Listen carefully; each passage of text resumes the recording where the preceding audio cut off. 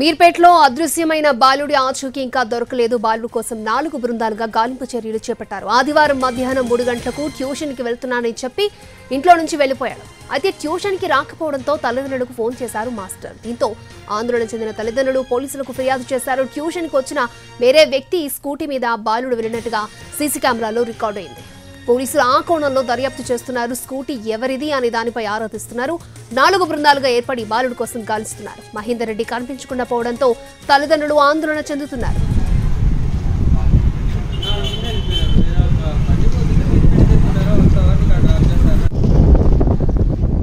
మీర్పేటలో అదృశ్యమైన బాలుడి ఆచూకీ ఇంకా దొరకలేదు. బాలుడి కోసం 4 బృందాలుగా గాలింపు చర్యలు చేపట్టారు. ఆదివారం మధ్యాహ్నం 3 గంటలకు ట్యూషన్కి వెళ్తున్నానని చెప్పి ఇంట్లో నుంచి వెళ్లిపోయాడు. అయితే ట్యూషన్కి రాకపోవడంతో తల్లిదండ్రులకు ఫోన్ చేశారు మాస్టర్.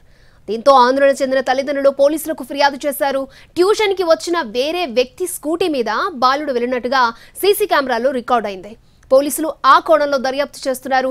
స్కూటీ ఎవరిది అనే దానిపై ఆరా తీస్తున్నారు. 4 బృందాలుగా ఏర్పడి బాలుడు కోసం గాలిస్తున్నారు. మహేందర్ రెడ్డి కనిపించకుండా పోవడంతో తల్లిదండ్రులు ఆందోళన చెందుతున్నారు.